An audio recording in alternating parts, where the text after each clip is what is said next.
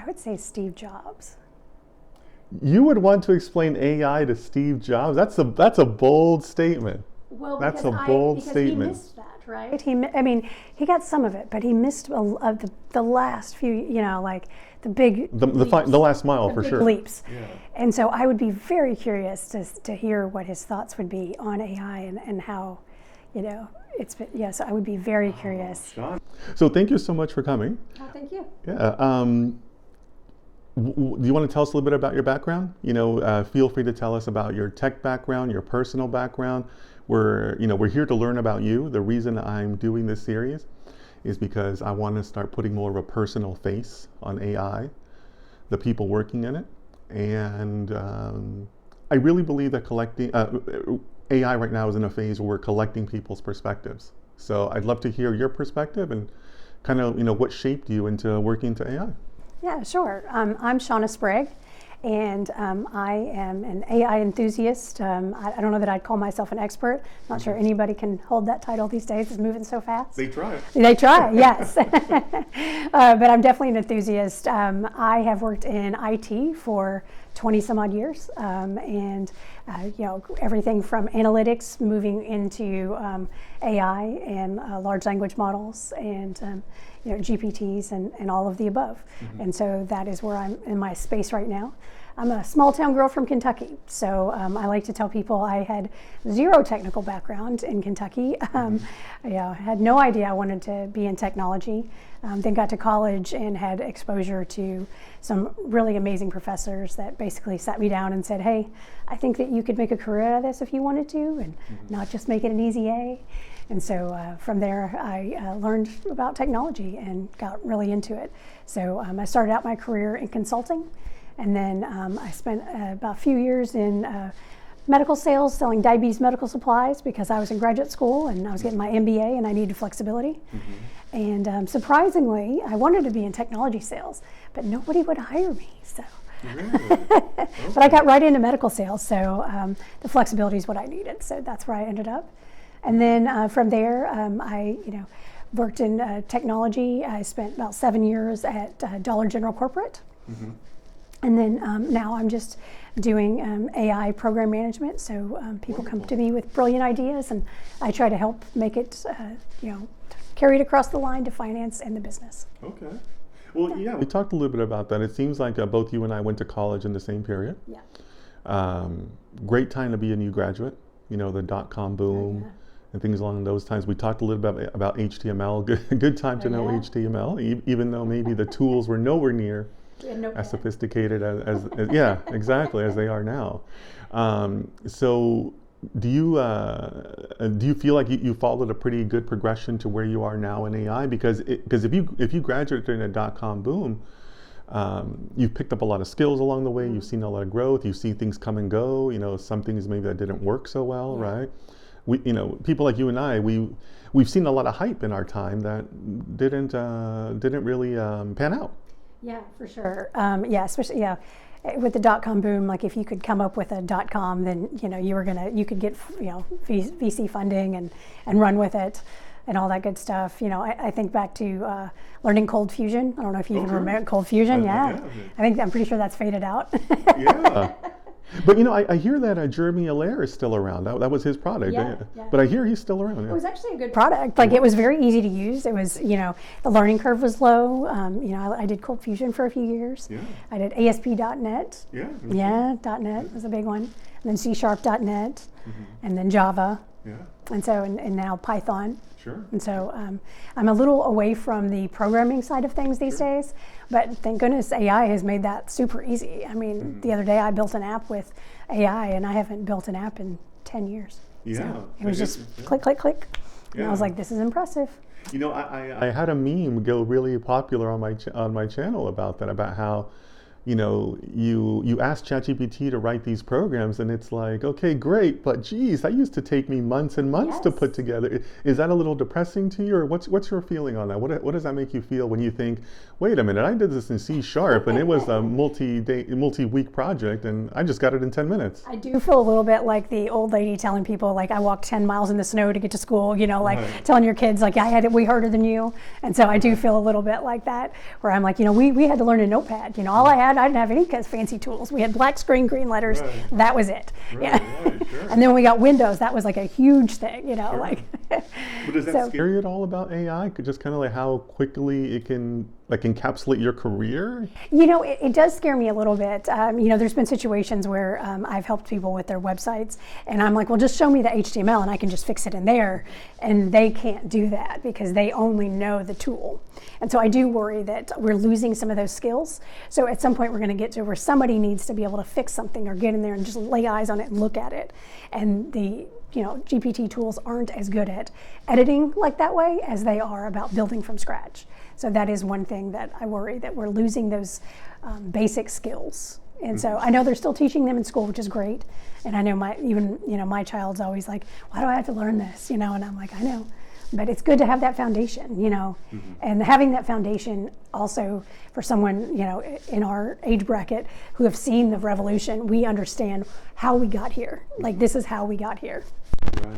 You can't do everything in Excel anymore. Okay. So, which is still, in my opinion, I get this question all the time, is Excel going away? And I don't think Excel's ever going away. No. I think that if you took Excel away, you would grind every company to a halt. That is exactly what I tell my followers. The world economy would shut down if something were to happen to Excel. I mean, people rely on it. I mean, I do too. Everything starts out, like even when I go on vacation, everything starts out as a little spreadsheet of like, all right, type that stuff in real quick. Sure, yeah. Or even PowerPoint. It surprises me how many things are delivered in PowerPoint. Yeah.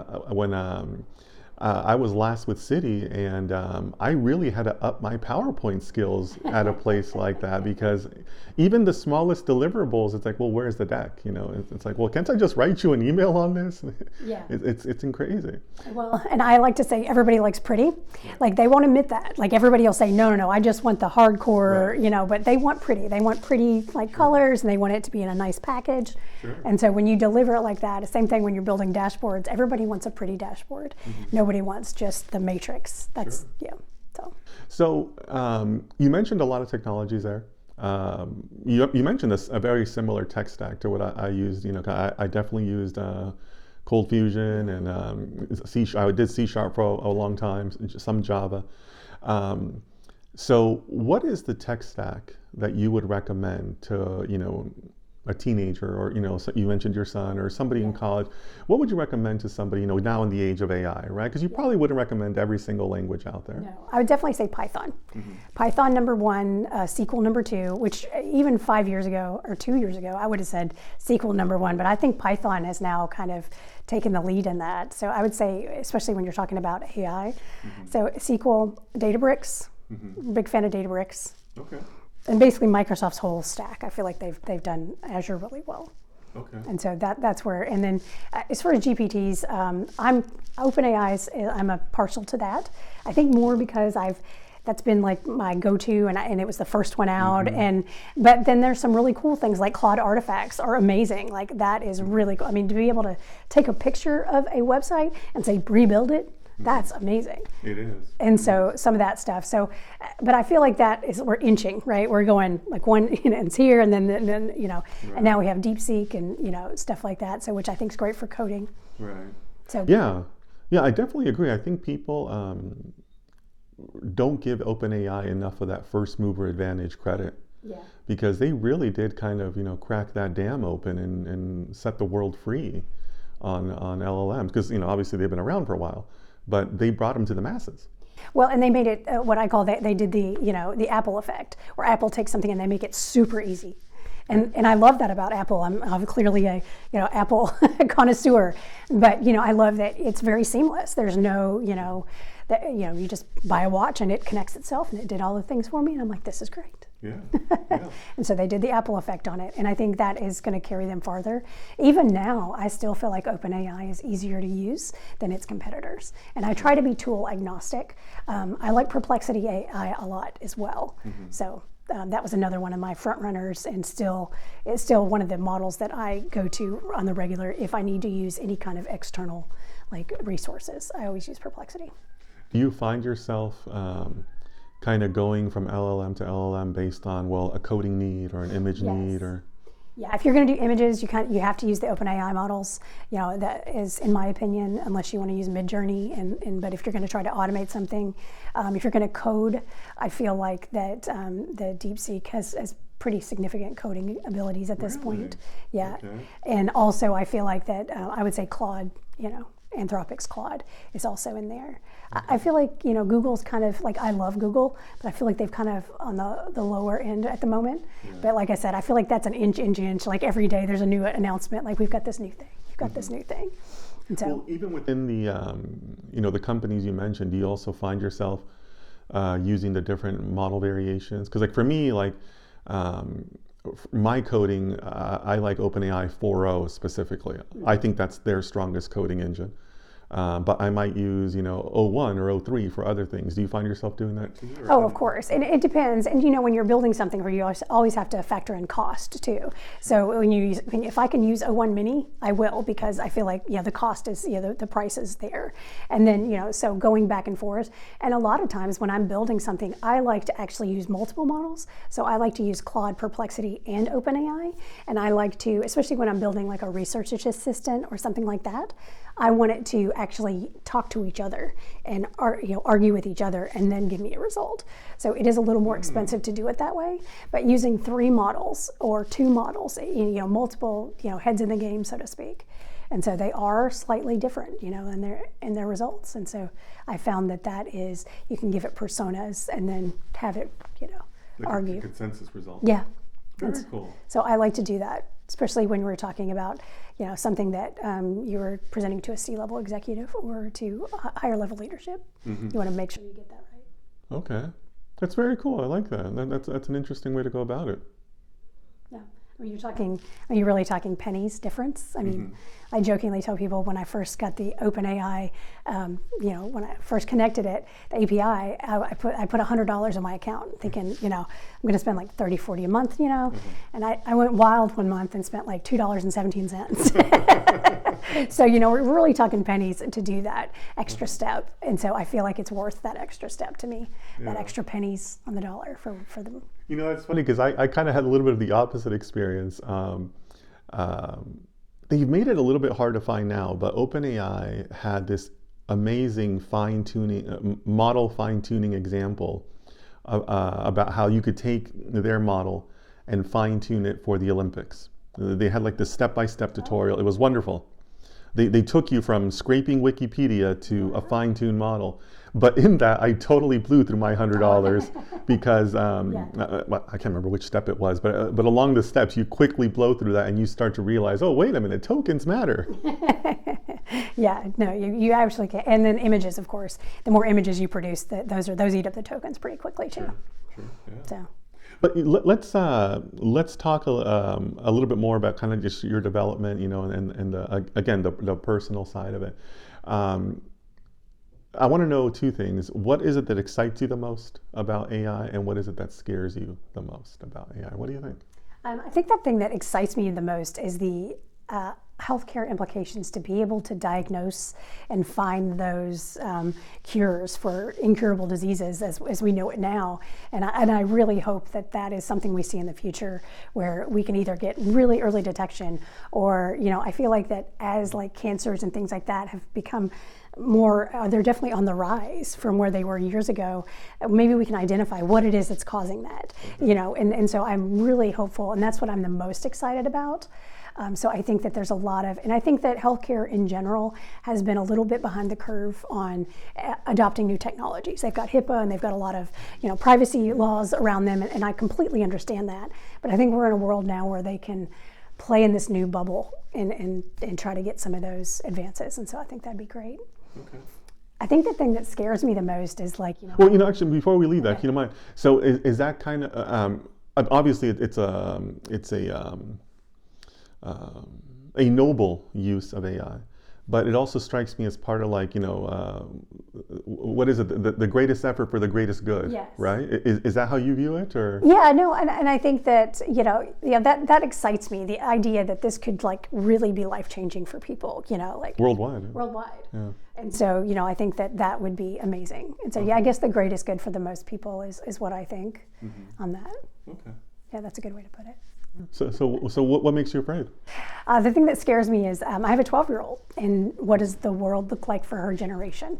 Jobs. I think that as someone who essentially automates and tries to help people streamline processes, meaning less people have to do the job, there are less going to be jobs available. And so I worry that they're going to come out and there aren't going to be jobs for them when they graduate college and things like that. And so, and I worry that, the income gap is going to get wider. So I think what's going to happen is, we're going to eliminate all the, what we call blue collar jobs. And I say that respectfully as my dad worked on the assembly line for General Motors. And so I feel like most of those jobs are going to go away. And so then we're only going to have these high level data scientists and people that are, highly educated. And so the people in the middle are the ones that are going to get really hit. And so I think we probably move to a universal basic income at some point. And that, but I also want, my daughter's generation to be able to succeed and have fulfillment in that. And so I worry about what a universal basic income would do for the mental health of that generation, that we've already put them through COVID. We've already, messed them up. Yeah, So, they've got a lot to, so I guess that's what scares me is the idea that we automate everything and then what's left, I mean, realistically, at some point I automate myself out of a job. So someday I may be able to automate everything I do. Sure, yeah. If you were to automate everything you do and you had a personal assistant, what personality or what traits would your ideal personal assistant have? I think they would have to be, very organized, because I tend to be a little less organized. My ADHD brain goes all over the place. Okay. So they would have to be very organized, and but I would like them to be like entertaining, and like to me, if I'm going to have an assistant, they're going to be like part of my team. They're my friend. They're like we are a team together, and so I feel like they have a fun personality. And so in my mind, and I think that's how we get adaption on these personal assistants too, is they're not robotic. They are, part of our personality. Maybe if you're really into superheroes, maybe it's a superhero. If you're, maybe you adapt a personality like that. Okay. I'm a little snarky, so I guess it might need to be a little snarky. Really? You'd want it to mimic you in that way? Yeah. Okay. Because some people, well, I guess... It's emulating me, so I want it to be like me. Right. But I guess, I guess maybe it's Hollywood that shaped us to always think of these AI assistants as these floating orbs, or Judy Jetson, like yeah, exactly, or just faceless voices that we talk to that are built into our house or whatnot that help us in some way.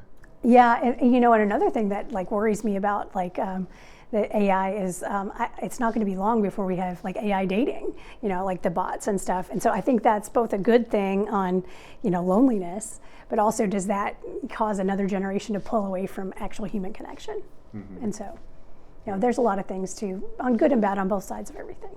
Are you worried about that in the sense that if you're getting UBI, that means you're not going to work. That means you're not making those work connections, those happy hours, those birthdays. Does that worry you? Yeah, it does. Like, I feel like that we have a generation that, my daughter was first grade when COVID hit. And so we immediately pulled them, into isolation. We no school, no nothing. And with her, we had very strict rules on the tablet time, but then that was her only connection to people. So we basically ripped that rule out the window and said, okay. And then my husband and I were working. So it was like, so there's a whole generation of those kids that their go-to is to isolate and, talk to each other via tablets and not actually be in person.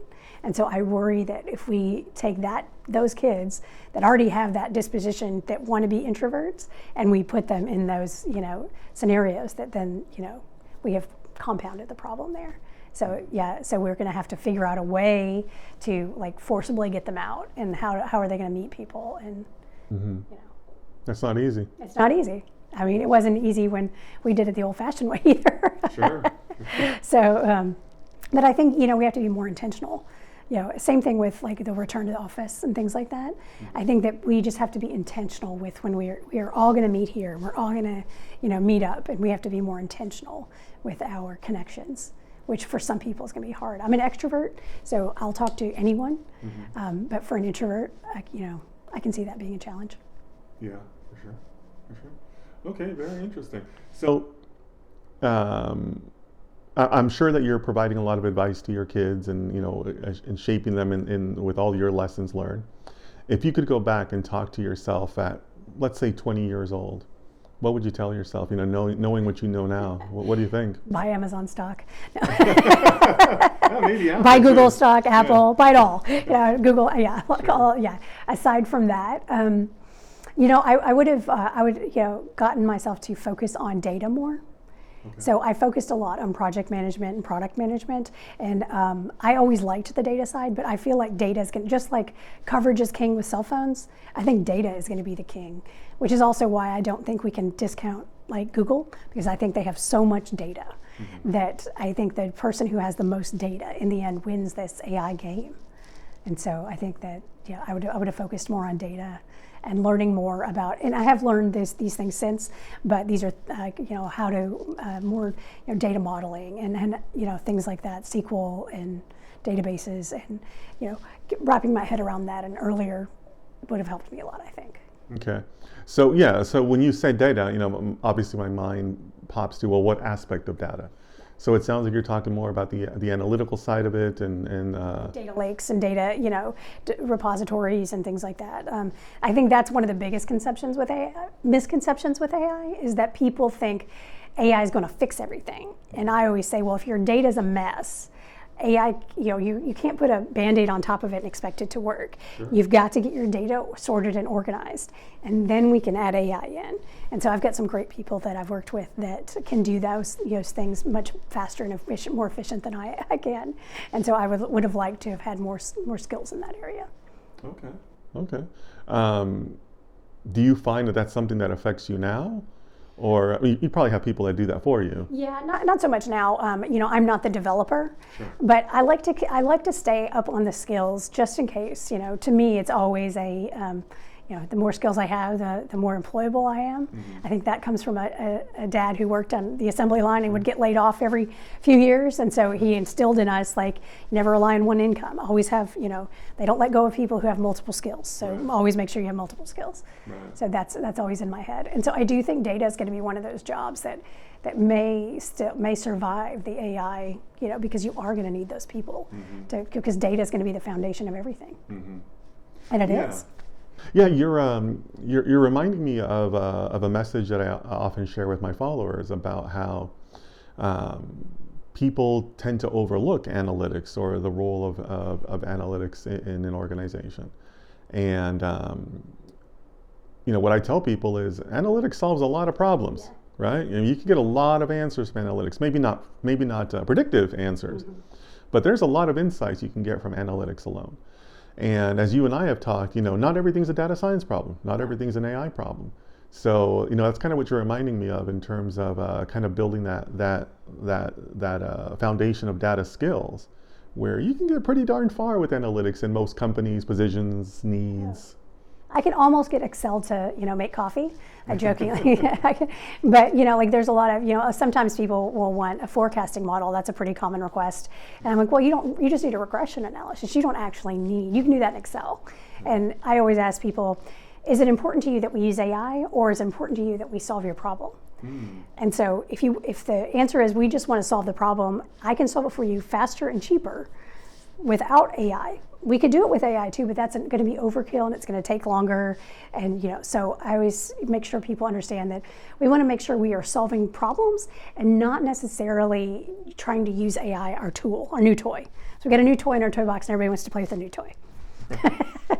And I completely understand because I want to play with the new toy too. Sure, no, of course. Do you find that people in your current work or other situations are maybe like overly enthusiastic about it? Yeah, and I think that AI is a buzzword now. Sure. And so, every time I talk to somebody, they're like, we're hiring for somebody with AI experience. And my favorite is when they're like, we want somebody with generative AI with at least 10 years. And I'm like, good luck. Okay. Good luck with that. Sure. But, I think that they use those buzzwords and stuff. And, I also like to remind people that about 80% of the GPT, chat GPT stuff out there you've got all these services you can sign up for $20, $30 a month here and there. They are all just a shell over a chat GPT or a Claude or something like that. So you want to make sure that, in my mind, I want to go to the purest source of that information and not a subset of it. And so always look at that before you start investing in those types of things. Okay, very cool. I know you and I have talked about various tools, and you mentioned a lot of various LLMs, but there's also a lot of aspects of AI, like autonomous vehicles, robotics. Do you take an interest in those at all, or are you kind of more on the business side? Absolutely. I was really hoping they'd get to autonomous vehicles like everywhere before my daughter turns 16, but I don't think that's going to happen.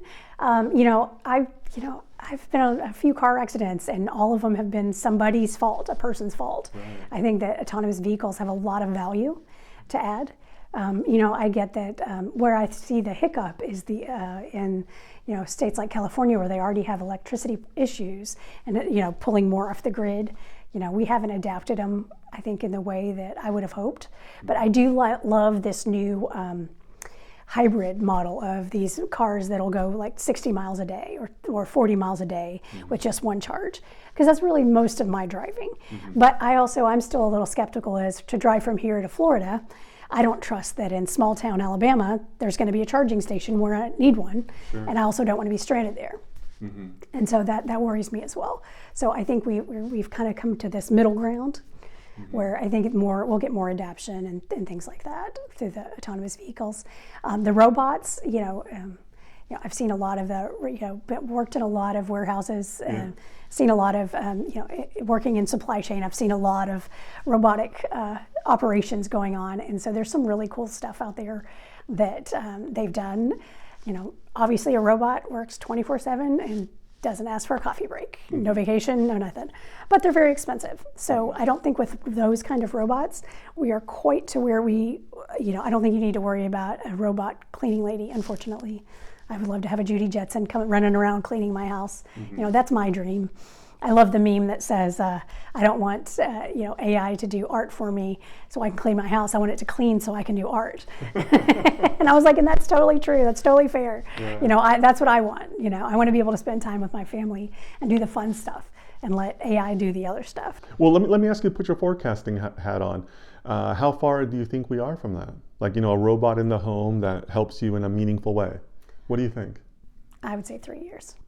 Really? Some people would say that's still a short horizon. Yeah. I mean, I would say 3 to 5 at the most. I've seen them. If you go to like Boston Dynamics, they have a lot of robots out there. Of course, they're super expensive. But last time I looked, like a robot in your home you could get one for around $30,000, which is still high, but it's not untouchable. Where it used to be $300,000 or $400,000, So, the prices are coming, and so I think that and Amazon has an Astro, which will bring you like a soda or something, but it won't go into the fridge and grab the soda, and that's really what we want is right. Something that we can. But I did see I don't know if you have an iRobot or a Roomba. I do not. Okay. Well, we have several. We love them. Okay. It's like having, that cleans the floors, and they do a great job. Well, now I saw the other day they have one, like the biggest problem with that is like leaving socks on the floor or something. It'll run over it and get stuck in it, and then it's like, so then you have to pull the sock out. Well, now they've got a little arm that reaches out and will pick up the sock and move it. And I was like, that's perfect. Like a toy or a sock or whatever's in the floor, it'll just move it. Okay. Because that's the biggest annoyance for me is that with the robot, I have to somewhat clean the house before I let it do its thing. Right. And so. And do you have multiple ones because like maybe you have like multi-story home? Multi-stories, yeah. We have one for each floor. Yeah. So you hope that it'll get smart enough to be able to do that at some point, To go right? up the stairs, yeah, because it still doesn't clean the stairs. You still have to manually do that, Right. But it does a lot. I wish I wish that there's ones that would clean the bathrooms and things like that. That'd be nice. But still, 3 years is pretty optimistic. I am not nearly as optimistic. Okay. No. I'm concerned about the fine motor skills. I think we've underestimated how many fine motor skills we have. And to make a robotic hand that can do that, I think is very difficult. I've spoken with some people that, kind of sold me on that idea. So I don't know. I just don't see it that soon. Okay. Yeah, I mean, a hand that has those fine motor skills and the strength and the range of motion at scale at an affordable price. Yeah, I guess I see it more as like a robot that like you would set it up and it would just like go corner to corner and it would just like similar to what the robot does now, the Roomba does now. And so something like that. I saw where they've got them for the pools now that clean the pools, and they have them that mow the lawn. I saw one the other day mowing the lawn. I was like, that's interesting. Yeah, there's a couple of those that are trying to get out there. Yeah, so so we're getting there with that type technology, and I feel like that type technology has been around for a while, but and now they have one that'll mop and vacuum, so it knows the difference between hardwood and and so I see it more as like a not necessarily an arm with dexterity, but an arm with like a pad or a foamy something that can go around multi-surfaces and then molds to the surface. And so it doesn't have to know exactly. And so like the Roomba does, the Roomba actually learns your room. And so it will over time know where it can and cannot go. Right. And so I feel like that it'll just be like a learning model for the robots in there. Okay. Yeah, I think we'll start to see more and more in like warehouse situations, where you have Sure. any kind of like, customer fulfillment type things. I think you'll see more and more of that. Yeah, that makes sense. Yeah. Yeah. Yeah. You hear about folks who work in these large warehouses and they're walking miles and miles a day. I think some people average like double-digit miles to pick products, pull products, and stuff like that.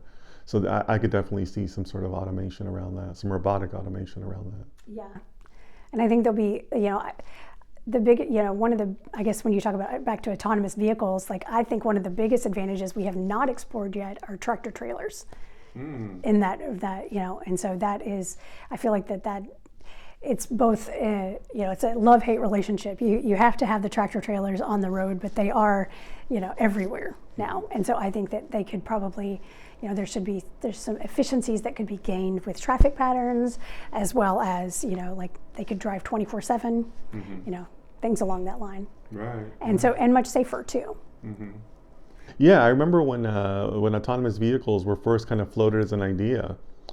I read this article that was talking about how it's a threat to the hotel industry. Yeah. Because now you could just get into your car and make your car a bedroom and say, hey, drive me to New York. You drive me from LA to New York, and Totally. you don't have to stop. You don't need a hotel room. You don't need anything else. You barely need maybe gas up or things like that, snacks, but. And you might not even have to gas up anymore. It may be able to pull into a gas station and automatically, no, but that's my dream, is to be able to like leave on a Friday, go to sleep and wake up in Florida or somewhere, and not have to do that drive. Right. Yeah. Plus plane tickets keep getting more and more expensive. Yes, they do. Yes, they do. So and that, as that happens, I'm sure all that stuff will adjust. But yeah, I can see it as being a threat, because right now, like when we go to Florida, it's about 10 hours. And so basically we'll drive on Friday until I get tired. We'll stop somewhere in Alabama, get a hotel, and then drive the rest of the way in. Right. You can just. But we're not doing that at a hotel anymore. Yeah. Yeah, absolutely. And as far as that goes, if we had a place to sleep, the younger me would have slept in the car, but older me's a little more, it's a little more high maintenance. So you have a TED Talk coming out. I do. Yeah. Can you tell us about that? Yeah. So the title is Automate Everything with AI. And it talks about basically how you can automate your life, not necessarily your business life, but your personal life with AI. And so I think a lot of people think, when they think AI, they think business and big, and I think smaller and how could my life be more helpful? For example, like when my daughter has a doctor's appointment, I have AI looking at my calendar, and 24 hours before the appointment, it'll automatically send the school an email letting them know I'm going to pick her up early because she has a doctor's appointment. They don't need a personalized email from me, and that's one less email I have to send every day. Nice. Same thing for like birthday emails and text messages to my friends. Like, so I have those automated in there where it automatically sends one, you know, and some people think that's like impersonal, but I think I cared enough to put you in my list of people to make sure I didn't forget. Because too many times I've thought about, I've got to send this person a message, and then I got busy at work, and then I'm laying in bed and I'm like, oh, I totally forgot to send them a message, you know, so it avoids that. And so things like that. You know, how to automate, you know, even Elf on the Shelf. You know, if you have children, and, you know, how to come up with ideas, because after several years you run out of ideas on what to do with Elf. And so what I did is I plugged it into ChatGPT. I said, give me, you know, 50 ideas or 24 ideas. You know, don't repeat any, and also give me a list that I can do with household items. And so it gives me like a little scenario and writes me a little note and sends me every day a little idea for Elf on the Shelf, so I don't have to think about it anymore. Okay, very cool. So, So I like how you're kind of taking those business skills and your business experience with AI, and then you're kind of applying it to the everyday person. Yep, absolutely. And so, you know, just trying to make, you know, your life, you know, more efficient. You know, trying to, you know, like I said, free up more time so that you can do something that brings yourself joy, and, you know, do all the things you want to do. I still haven't, you know, gotten it to clean my bathroom, like I said, but, you know, I can get it to read through my emails and automatically respond. And I got it reading through, and it'll, you know, it just saves them to the drafts. So now at the end of the day, I just look through my drafts and see which ones, and it knows to respond to, not to respond to soliciting and only respond to some. And then I just look through my drafts and I say, okay, send, or update however I want. And so it's significantly faster, and it saved me a ton of time. So Awesome. I get somewhere between 200 to 500 emails a day. Wow, that's plenty. That's a few. And so just trying to, you know, sort through all those things. Okay. And so things like that, you know, that could be applied to business as well, you know, customer service issues versus, you know, just a product inquiry or something. You know, there's all kinds of applications there. But I tried to look at it as like me personally, how can I save time? Okay. And automating all my social media posts, and, you know, going out there and it looks at the news and what's in the news, and, you know, what's new with AI. And, you know, some people have it doing blog posts and things like that. Yeah. So, So, you know, staying more on that, like, everyday person with AI side, what is a question you wish more people would ask you about AI? I guess how they can use it in their personal lives. You know, I think a lot of people are like, oh, that's way, yeah, you're way too smart. Like, and I'm like, I'm not that smart. Like, I've average IQ. And so it's a matter of, you know, trying it. I always tell people just try one thing. If you can automate one thing in your life, then maybe that works for you, and you try something else. And so you build from there. You don't start out automating, you know, 400 things. You just do one at a time. It's just like a weight loss journey or anything else, one piece at a time, one step at a time, you know. And so it's the same concept. So I wish more people would ask me how they can learn how to do it versus assume that they're not smart enough to do it because they don't have a technology degree.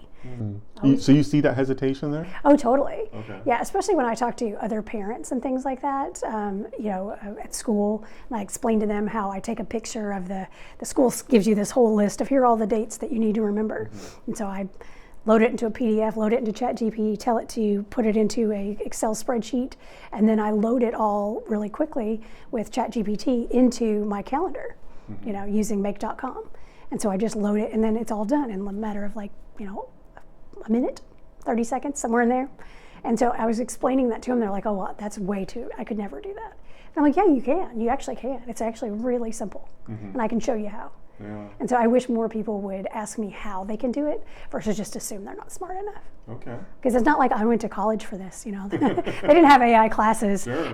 Yeah. when I graduated in 2001. Right. Do you think that that's potentially going to lead to a scenario where it scares more people about AI? Because, you know, you're describing people who ultimately don't yet understand the power of it. So maybe they don't understand when people like you and I are saying, hey, you know, we're going to have some layoffs in the future, or, you know, there's going to be changes coming up. Do you think that maybe that's part of it, or that would assist in that? You know, I'm sure some of that is in there. You know, I think it's just more a general, like, I find that people are either love technology and embrace it, even when it comes to their phone, or they just assume I'm not good at that. You know, they just throw their hands up. And, you know, and I think that we're all going to have to embrace it, whether they like it or not. And I explained to him that I'm like, it's probably, you know, if you have Siri, you already got it. You know, it's already in your phone. Right. You know, and, you know, we have like our lights at our house where you can come in and say, Alexa, turn on the lights. And, you know, the lights come on. But what we don't have is, you know, AI. So I always explain to people that is programming. That is a specific phrase that you have to say exactly for Alexa to do what they're going to do. Now, an AI version of that would be if I went in and I said, wow, it's dark in here. And Alexa said, do you want me to turn on the lights? Right. Right. Yeah, big difference. Big difference. Yeah. And so that's, you know, how I explain it to people is you're already using this stuff. You just don't realize it. Mm-hmm. Sure. So I think that when you're talking about helping people understand how easy it is, how straightforward it can be, I think you're kind of also just describing the mindset that you've developed as, you know, through your work experience. Yes. And all the tech you've worked on. So that makes sense. But do you have any other like hobbies or, you know, kind of personal interests that you think have kind of helped feed that? Yeah, totally. I mean, you know, I think, you know, I like to experiment and piddle with things. And so during COVID, I built a wood laser engraver, an X tool in my garage. It's a kit you buy and you build it up and you connect it to the computer and you can, you know, engrave on wood, you can engrave on anything, you know, like plastic, you know, name it. And so I think that my curiosity and constant need to like, let's see if I can do it. Let me, you know, that do-it-yourself kind of mentality. Is there. And I stress that in my TED Talk about like think of AI as a mindset and as a way to wrap your head around like what could it be? Don't accept, you know, I think we all get stuck in like, oh, well, it's always been that way or that's how things work. Sure. But when you open your brain, you say, okay, well, does it have to work that way? Maybe it could be different. And so when you start expanding that, that's when we really get into the ideas and where AI can really plug in and help us. Okay. Very cool. So kind of building on that a little bit, but this is a question I ask all of my interviewees. If I gave you a magic microphone that let you talk to everybody in the world for 5 minutes, and you can really only talk about like one topic in that time, what would you tell people? And it doesn't have to be AI related, you know, just maybe some misconception or whatever. What is like, you know, I give you the ability to talk to the entire world. They have to listen to you for 5 minutes. What are you talking about? I think I'm talking about, you know, it's, you know, AI and that mindset of learning new things and being curious. It's not about how smart you are. It's about that work ethic and drive to succeed and that drive to make things better in the world. And so that is what drives me. So when people say I'm really smart, I remind them that I'm just average IQ, you know, and that's a fact. You know, I do work really hard, but I'm super curious. And so I like to, you know, expand my mind and try to think of possibilities. And so I think that is what I would talk to people about is possibilities. Like think about what do you want the world to look like and how do you take steps to make that happen? Okay. Yeah, that's interesting. You're reminding me of some of the advice that I give to younger people that approach me. And I know you have young kids. Where it's not so much about, well, I got to go to the right school, I got to have the right computer science degree or whatnot. It's more about, well, what is it that you're trying to achieve in your career? And what are the skills you need? Not the degrees, but the skills you need. Because, you know, there's a difference between skills and degrees. So is that kind of like where you're headed with that? Yeah, absolutely. And I always tell kids too, I'm like, think about what you want your life to look like. Not necessarily like, you know, I want to be a doctor or a lawyer. What do you want your life to look like? Like, you know, do you want to work 3 days a week? Do you want to work from home? Do you want, you know, like, do you want to work like in isolation or do you want to be around a bunch of people? So that is more of a career indicator to me. What do you like? What experience do you like? Versus, and then from there we'll figure out what you can do within those, what that confines there. You know, like, do you want to be super wealthy and rich? maybe a teacher is not a good path for you, like, so we just need to like work through those things. And so, yeah, I agree that think about the skills that I always remind students, because the first thing I always get when I talk to younger, especially elementary, middle school kids, is they're like, I want to be a video game programmer. I'm like, okay, well, how do you become a video game programmer? Like, I don't know, I'm just going to go to college and become a video game programmer. And I'm like, okay, well, I can tell you that every professional athlete, did not start out just saying, I want to play in the NBA. They worked every day towards that. So maybe you have a robotics club, or maybe you could, talk to your tech teacher, your science teacher, and find out how you get more involved, and how, when people come to me, I never turn them down, especially when they're looking for advice. I'm always willing to have a meeting. It may have to be virtual just based on schedule, but I'll always have that meeting with them and talk them through like, how do you get there? What are the steps that you can do right now? Not like, when I get to college, I'm going to take all these classes. Well, let's start like right now, like YouTube. I'm like, YouTube's a fantastic resource. I learn a lot from YouTube. There's people I follow that, they have more time than myself, and they will read through it, go through. Mark Wolf's a great one. He does really great stuff. So there's a bunch of like things like that they could do now, or even asking for volunteer projects. I always say there's nonprofits all over town that would love to have somebody come in and help them do an AI project. And they don't care if you have experience. They would love it. Oh, that's a good one. I like that.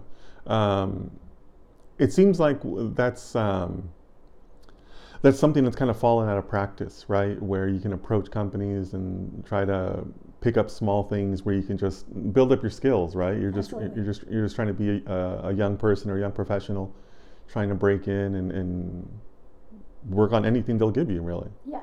And that's how I got started. I mean, that's how I got started building websites. Like, I was like, hey, do you need a website? Like, I can build that for you.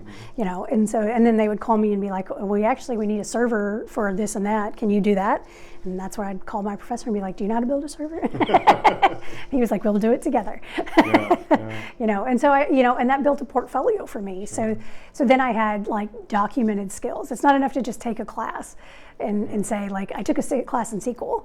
It's much more impactful if you're like, well, I worked for this company and I helped them build out these SQL statements, and this is how I did it. Right.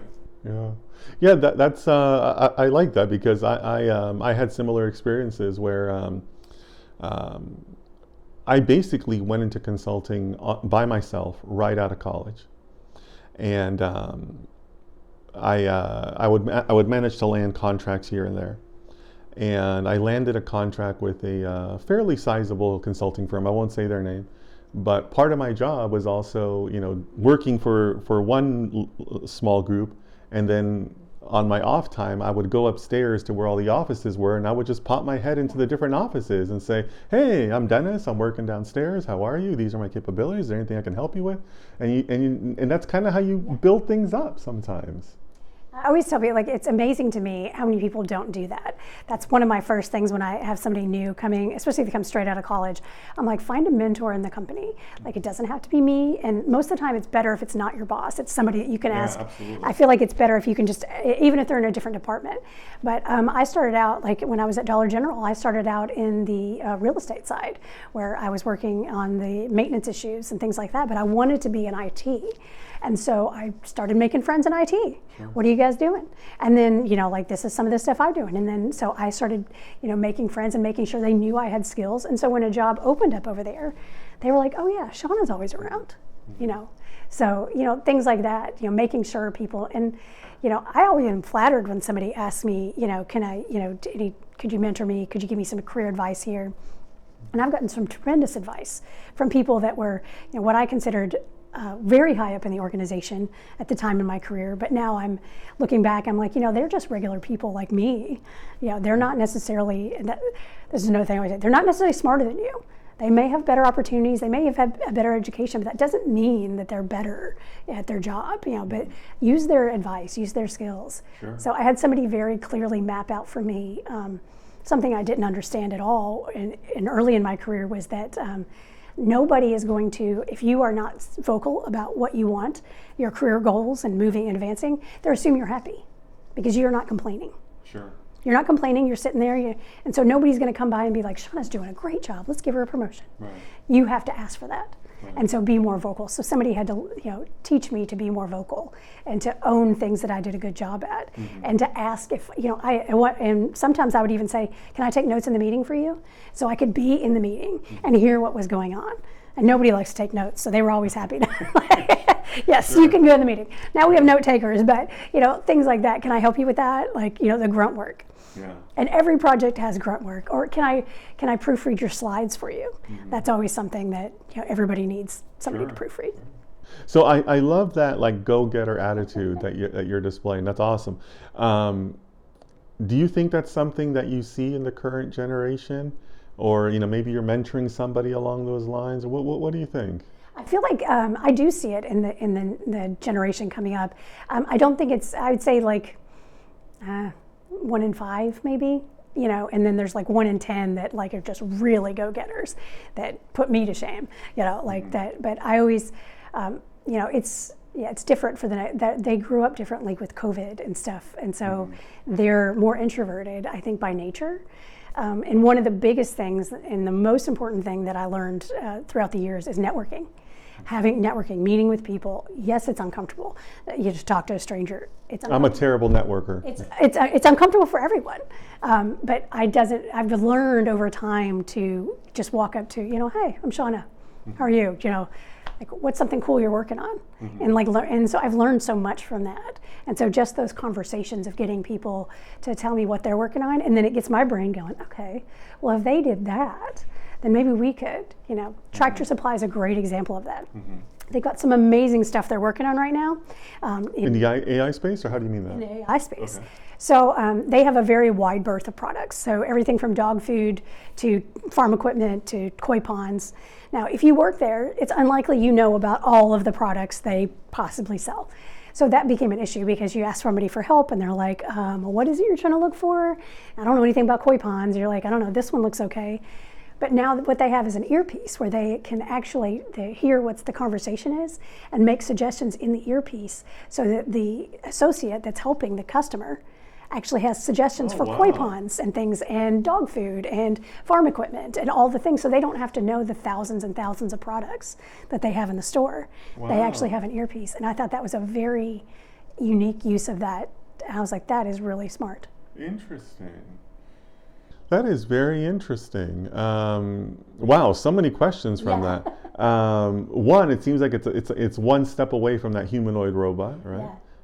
And two, is that something that's hidden, or is that clearly visible? Like, would a customer know? Would a customer want to know? I mean, if you had longer hair like me, it could probably be hidden, but for the most part, no, you can see it. It's, and I personally wouldn't have when I worked at Target many, many years ago in high school, and we had like the little walkie-talkies, and we'd be like, hey, does anybody know about whatever it is? And so same concept, you're just using it as an AI assistant there, where it's reading off a script and it's telling you about, koi ponds and something you didn't know about. So I thought it was really cool. I was like, that's really cool. Another thing they were doing is I believe they call them red coats, where they have like the red vest on so that they're an associate. And they have the outside parking area that has the farm equipment. Sure. And so to alert them when there's somebody out there not in a red coat that's walking around needing help, versus that person having to come inside. Okay, like they're doing via image recognition or something like that? Yeah. Okay. And so I thought that was an interesting use of that as well. So, they're doing some really cool stuff. So I found out all that through networking and just talking to people, like, and what they're working on, and those kind of things get my brain going. Sure. And, again, you never know with the way the world works, where, no matter how much you're loved at your company, there could always be layoffs. So I always say, make those relationships now. Don't wait till you need a role. Get those connections going and find out what other people are doing. And it's very helpful to me too to be like, hey, we're looking at this CRM tool. Has anybody worked with these companies before? And somebody says, oh, well, this one was great, but not so much on this one. And that's very helpful. So I know going in, I don't have to waste as much time on things. That's good. Yeah, so I love how you're talking about all the human stuff you do with the networking and the mentoring. Are you mentoring anybody now? Yes, I always have at least a couple of people that I'm mentoring. Okay, yeah. And so, and I, like I said, I never turn them down. Like maybe, a one meeting here or there, but yeah, I always try to help. And once you're in my brain and you've told me like this is what you're looking for, I will, like, if I see that job pop up, I'll shoot you a message and be like, hey, I saw this, this is a good company. I know a lot of people that work there. Just letting you know. Very cool. Do you? What's the best advice you've ever received from a mentor? Disappoint the right people in your life. Okay. And what he meant by that was the job will always be there, but don't disappoint your family. Don't miss your kid's recital because of work. Pick and choose what's important, and make sure that you disappoint the right people in your life. Wow, that's that was very hard to do. Especially somebody like me who I can self-proclaimed overachiever, where I like to be the best. I like to be that, rock star, and that makes me feel, I guess, secure in my job, being, that overachiever. And so to draw those lines and say, I am at my daughter's play, I'm not available tonight. Yeah, I was going to say, it sounds like that advice was probably a hard-learned lesson for that person to give you that advice. Oh yeah, I've been at Disney before on my on my phone trying to do work at Disney World, and I was like, this is insane. Like you got to stop. Right. It seems like since COVID and working from home, there was definitely a blending there of the work-life lack of balance. Well, and they knew you weren't, and that was the thing during COVID is, they would send me a message and they knew I wasn't out doing anything. Nobody was. So you were like, well, I guess I can answer that. And so I do warn younger folks, be careful of the expectation you set. If you can turn something around in an hour, maybe you give it 2 or 3 hours and then turn it around, because that's a more realistic expectation, unless somebody's told you it's an emergency. Because when you set that expectation and you always turn it around an hour, and the actual timeline is 3 hours, when you actually take that 3 hours, people are like, they're so slow. So be careful of the expectation you set. So yeah, I had to draw hard lines at one point and say, I'm spending time with my family. Do I need to step away, or is this something that can wait till tomorrow? And so that's the question, if you get me after hours, is presented. And there are times when there's definitely things that I need to get on and do, and that's fine. But I learned that working, myself to death was just stressing me out, and it wasn't really helping me in my career. Okay. So speaking of which, where do you see your career going in a couple years here? Given the age of AI, you mentioned eventually we'll all erase ourselves, automate ourselves. What do you think? What is your how do you see your trajectory going in the next couple of years? In the next few years, I do see myself like probably going out on my own and just doing like AI advisory, where I help you build your roadmap and show you what's possible, things like that. It's hard to say, and as new roles pop up, I'm always open to a conversation. So, I go back to, it's very hard for me to choose, I guess, work-life balance. I tend to be a workaholic, so trying to pull that back. And I feel like that AI is a world where you could easily be a workaholic. You could work all the time. And so I do tend to pull myself back. But I think in the next few years, I see myself moving into a senior leadership role. So I've been in, I guess, middle management leadership for a few years, and I'm looking for that next step in that. Definitely I would like to, I've got a book coming out, and of course with the TED Talk, and then I'd like to do more speaking engagements and things, and I see that as a long-term, goal, is to do the public speaking circuit, because I really like that. Great. Well, tell us about your book. What's the focus of your book? The book is about automate everything with AI. It's a continuation of the TED Talk, and so it has accompanying videos. And so the book is going to be free. And then if you want to purchase the video where you can just download the module I've built and just load it right in and just set up your stuff, you can do that. And other than that, it's free. So I wanted it to be available to everybody. So the first book's free. Try. I sound like a drug dealer, but first one's free, and then after that. But yeah, so no, I've just got it out there.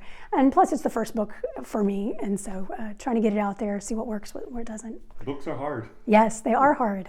That last mile was a rough one. Sure. Yeah, the editing and all that, it'll take a lot out of you. Yeah. So it sounds like a lot of your focus is really bringing AI to the masses. Yes. What is one question that you are surprised more people don't ask you about AI? Because we talked a little bit about how easy it can be and all that, right? Mm-hmm. And most people don't realize that. But what do you think about, like, geez, aren't you guys curious about this? Or, why isn't anybody asking about this? I do think it's interesting that people rarely ask me about how much it's going to cost. They assume it is a cost savings. And so I always bring that up. And I'm like, well, it's a cost avoidance and a cost shift, but it may not be a cost savings immediately. Unless you plan to fire 10 people as soon as we launch, so that's, essentially what you're looking at is a cost shift. Mm-hmm. Yeah, especially if you're looking at, you're moving in, you got to get Databricks and you got to, all that stuff costs money to set up. And training is expensive. Training, you're moving into an AI environment. You got to make sure your data's set up well. All those things have to align for it to work well for you. For sure. And some of it is like, in the, Tractor Supply example, did that save them money? Like having that earpiece, or is it just better customer experience? Mm-hmm. So you also have to, you juggle those. Now, I imagine they probably sell more because they can provide a better customer experience. But, then I don't know any numbers like that for them. But well, how do you track that, right? I mean, that's really hard to create those attributes to say directly because of this AI earpiece. Yes. X happened, right? Well, and it's very hard. That's always been in the digital transformation a very hard thing, is to try to directly say that we did this, therefore this, we caused these sales to go up. Could have been the weather was really great. It could have been there's so many factors in there, and so they're correlated factors. Yeah. Yeah, I always say IT is the love-hate relationship. Everybody hates paying for it, but you take away their Wi-Fi and they'll get really upset. So, it is definitely it's a need. You have to have it these days. It's a run the business. Uh-huh. Yeah, absolutely. And so you're also adding more processor, speed. You're adding, more bandwidth you may need depending on how much you're running back and forth. Mm-hmm. So those are all considerations, but people they are very focused. And I think boards are very focused on it right now, which is why boards are like, we want AI, specifically AI. Yeah. Because I do have people tell me, like when I say, if we can solve your problem without using AI, they're like, no, we need to use AI. Like they would rather switch to a different problem than not use AI because the board wants to say that they're using AI. Interesting.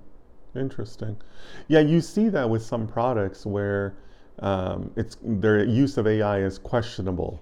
Right, where it's like, well, I don't know about that. Yeah. It seems more like machine learning, or maybe you didn't even need that at all. Like the chatbots. Right, but you still did it. Yeah. I get a lot of that too. Can we build a chatbot? I mean, can and should we are two, we can build that, but are people going to use it? That's always my question too. Is are users going to use what you're building? Mm-hmm. You can put a lot of stuff out there. They may or may not use it. Mm-hmm.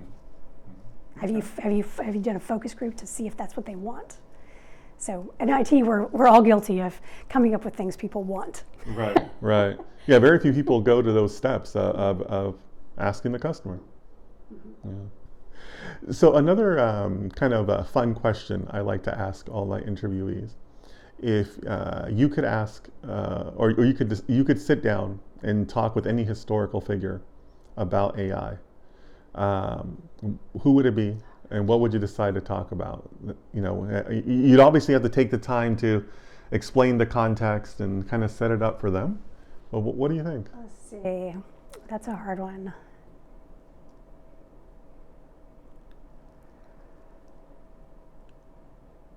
I would say Steve Jobs.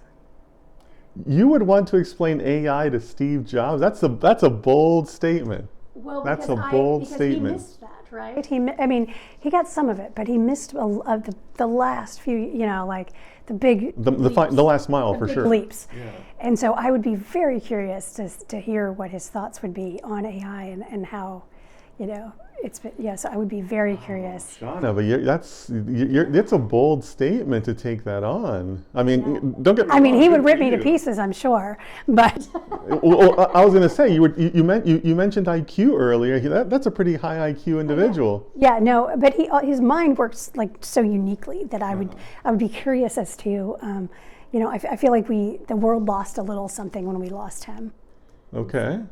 So give it to me. How are you walking into a Steve Jobs meeting? I mean, Because like I said, you have to kind of set it up for him, right? Yeah. You know, the the math, the white papers behind LLMs and all that aren't new, right? Right. So he would have said that, yeah. He would have He would have some known about concept. neural networks. He would have known that's been around forever. Right. So he would have had the building blocks. Mm-hmm. But I would be curious as to his thoughts on try to and show him ChatGPT and what ChatGPT is capable of, and like Claude artifacts and showing him that, and then what. Well, it would probably take you 20 minutes just to get through the aesthetics of the Yes. of the interface. Right. Right? What's It's so not an cool. Apple interface, yeah. No, yeah, it's not an Apple interface.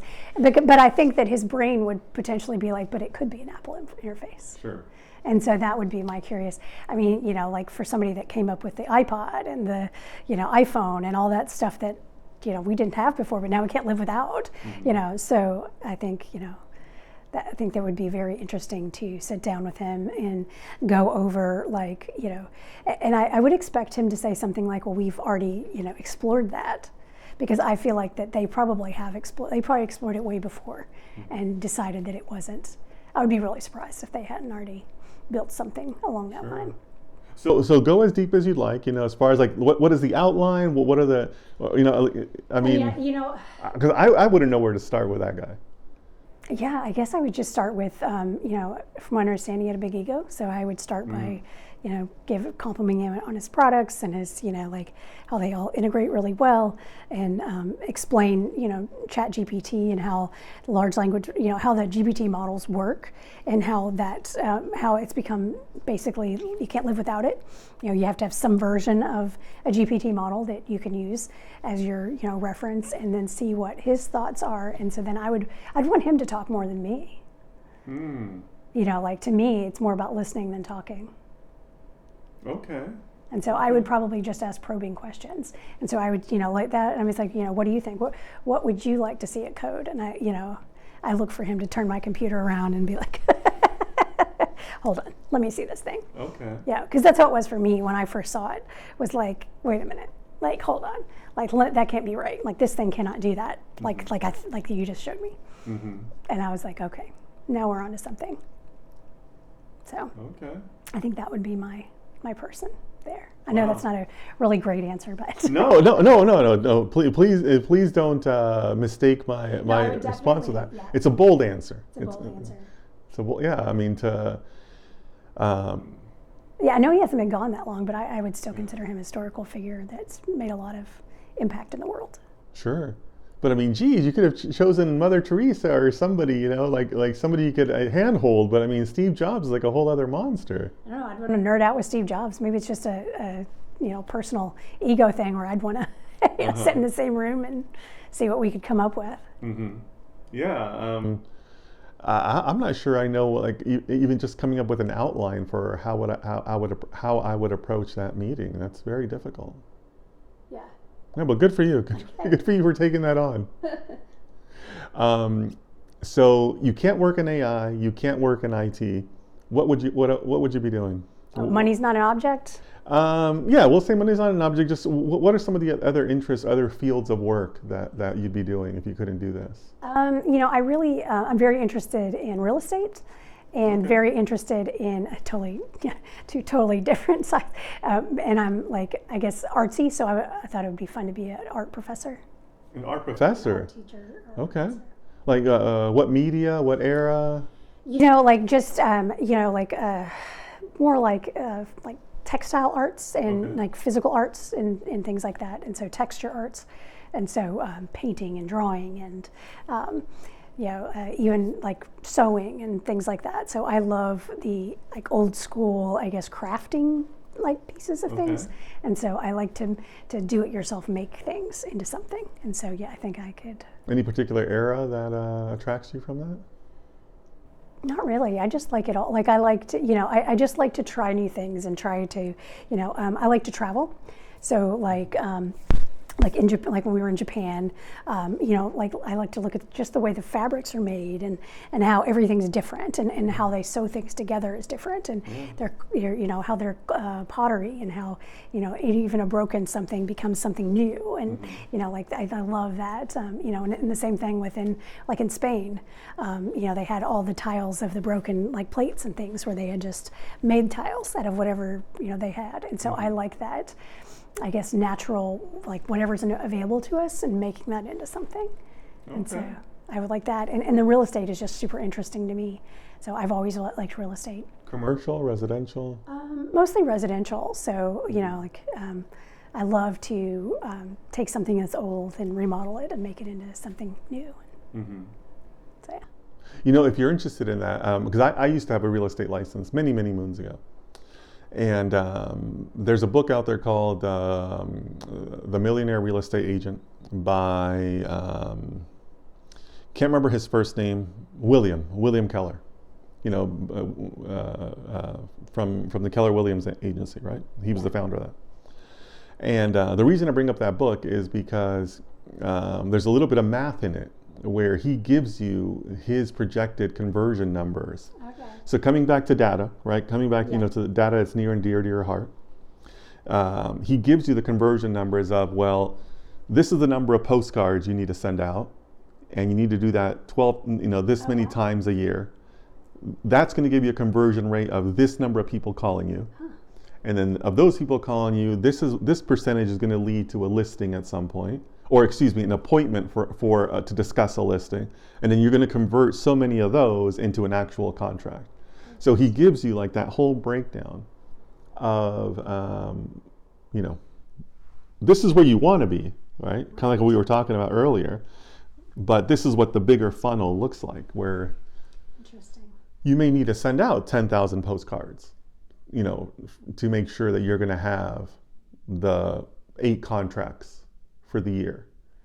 So I refer to that book a lot in my mind because obviously it relates to ad clicks, to e-commerce conversions, your email open rate versus the click-through rate and stuff like that, right? So it's funny where you find that type of thinking, but it also makes you realize how commoditized, I guess it could be. Everything's a formula, I guess. Well, everything's a conversion, right? We're all trying to influence somebody to do something, right? I want you to click on this. I want you to call me. I want you to do this, It's like with my networking, I may talk to, a few hundred people in a year, and only it only took one of those people to get me the TED Talk because she happened to be in a room with the CEO of TEDx Nashville, and he said, I need somebody to fill this spot. I had somebody drop out. She said, I know who you need to talk to. And so that's how I got the TED Talk. That's how it came to be. That's how it came to be. That's wonderful. Yeah. So, that's what, and I don't even honestly remember telling this person that I wanted to do a TED Talk. I'm sure I did because when people ask me what things are on my bucket list, it was on my bucket list. And I was like, I think someday I want to do a TED Talk. And so she remembered that. And so she said, and then the next day I had lunch, and then we were like, okay, let's do it. Wow. So somebody dropped out. Somebody dropped out. They were looking to fill a spot. He just happened to mention it while he was talking. The universe put those two people together. And she said, I know who you need to talk to. So he sends me an email like that night. And the next day we had lunch, and that was it. Did that cut into your preparation time? Was it kind of like a... No, I think normally it's 4 months. And I think I had like 2.5 or 3. 2.5. So not a terrible amount, but in my mind I was behind the whole time. Like I was really trying to. But you're probably pretty motivated. Yeah, I was very motivated. So, but it was a lot of work. It's a lot of work. It's worth it. But I learned a ton, like things that I had never thought about before. So what's your biggest takeaway from that whole experience? Not to be intimidated by the large audience. When I agreed to do it, I neglected to ask how many people there would be. And in my mind, I was like, it's probably 200 or 300 people. And he was like, well, it's going to be about 1,800. And I was like, 1,800 people, that's a lot. Yeah. And so I was like, well, that's a lot of people. But then like when I got up there on stage, what they don't tell you is those lights are on you and you can't see the people. And I was like, well, it's way harder to do it in front of a group of 10 people that I can see all their faces than it is to do it in front of a group of, 1,800. So. But at the same time, some people like that feedback though, right? Yeah. That visual type of feedback. And to me, I had worked really hard to not respond to people when they made a face, like me not. Right. So I had people, I took over a conference room at the office and I had people run in and out and try to disrupt me so that I wouldn't pause or make it any kind of notice if they dropped something, and so that no matter what happened, I would continue on. Okay.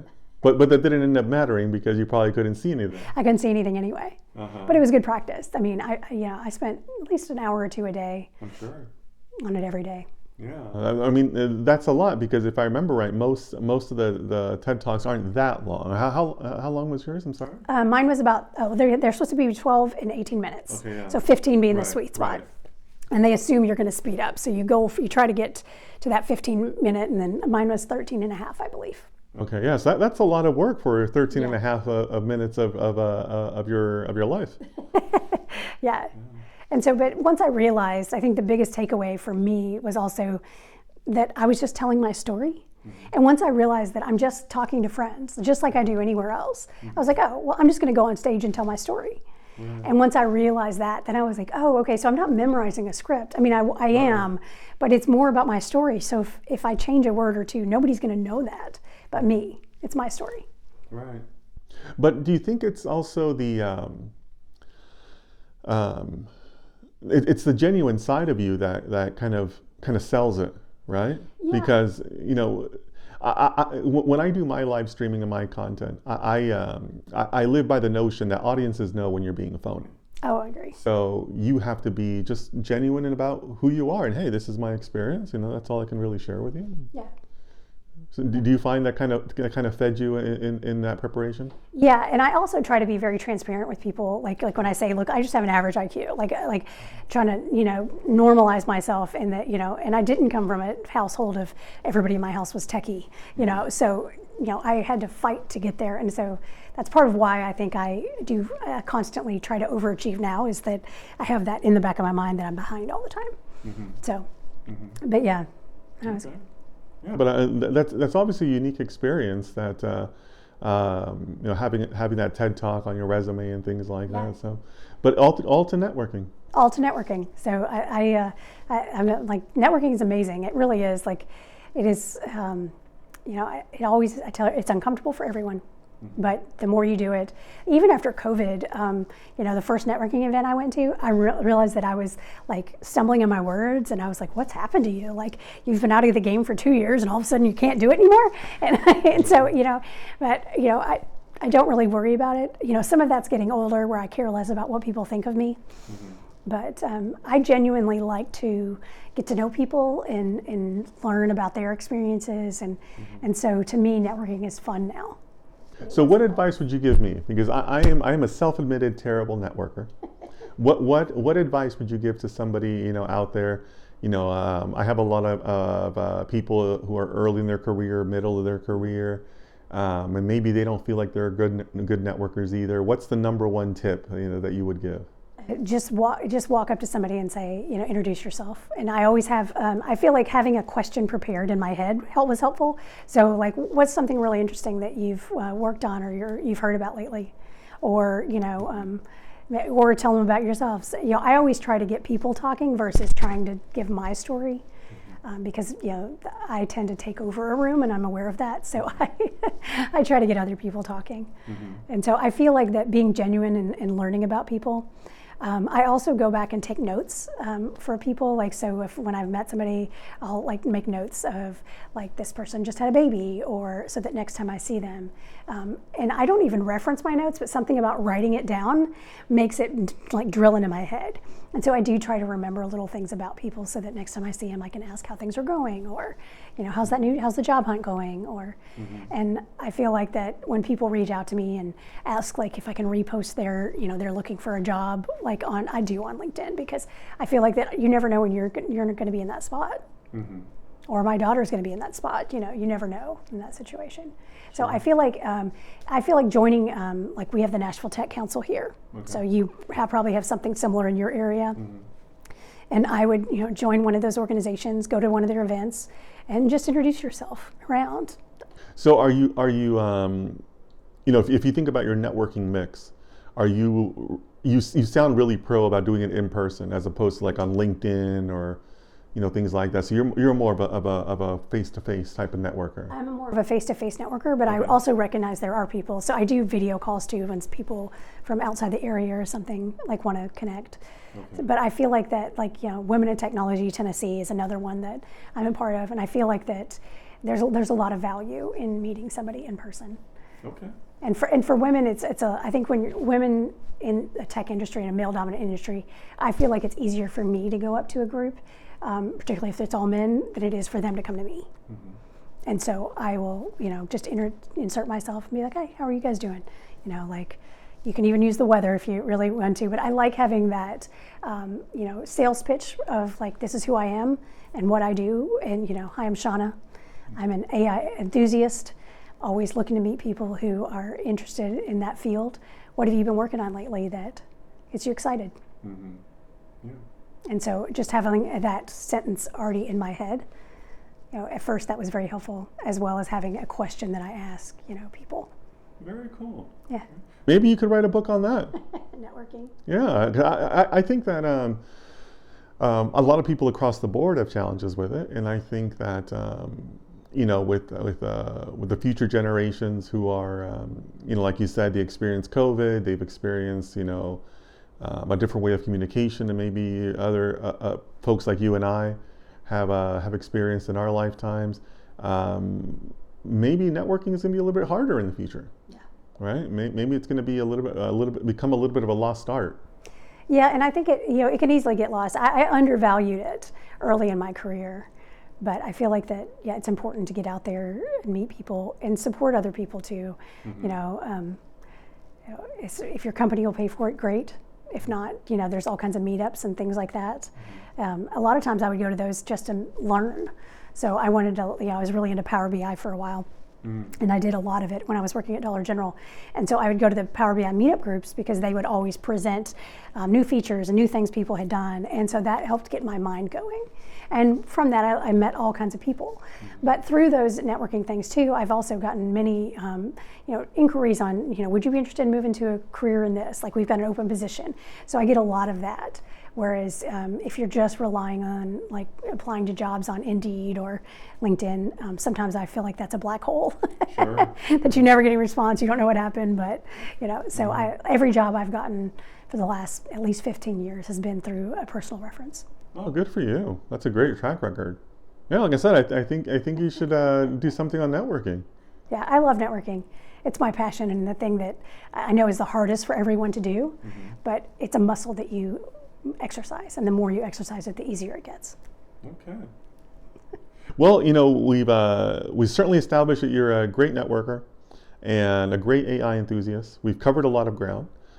Is there any other message or anything else you want to get out there? I mean, we got your TED Talk coming up. Yes. You have your book coming out there. Yes. And I assume that you're also open for speaking engagements. Of course. Anything else you want to share before we wrap up? I think that's it. I think it's been lovely being here. Thank you for having me. Yeah.